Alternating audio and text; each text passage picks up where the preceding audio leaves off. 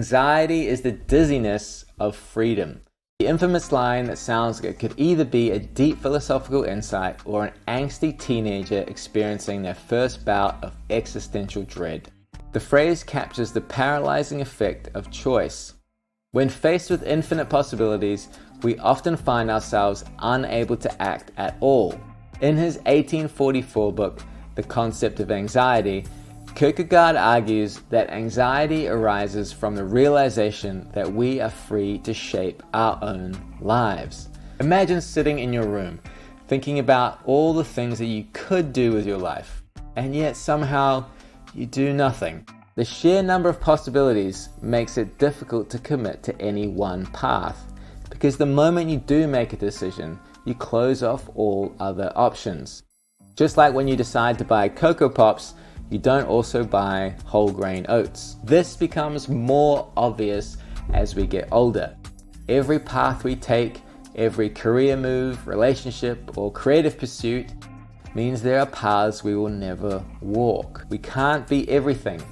We can't do everything, and that can be terrifying. It's often easier to remain stuck in inaction, endlessly contemplating what you might do someday instead of committing to something today. This is the dizziness of freedom. But Kierkegaard goes even further. He argues that people escape this anxiety by imposing artificial restrictions on themselves. We create barriers to let us off the hook.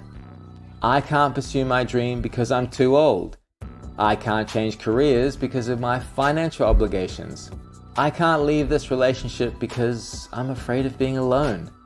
I can't join a gym because I don't know which one is best. These justifications serve as a way to avoid making a real decision. We find ourselves back in that cereal aisle, now deliberately ignoring entire sections because we've decided 5 minutes ago that processed food is the devil.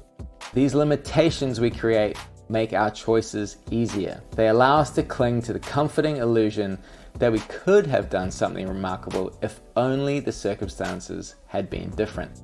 This is why we often hear stories of people who dream of doing something great but never start. Because what if they tried and failed? What if they discovered that they weren't good enough? As long as the dream remains unrealized, it remains possible. But the moment you start, you risk proving yourself incapable. And so people stay paralyzed, choosing the safety of daydreams over the risk of reality. Kierkegaard's solution is what he calls the leap of faith.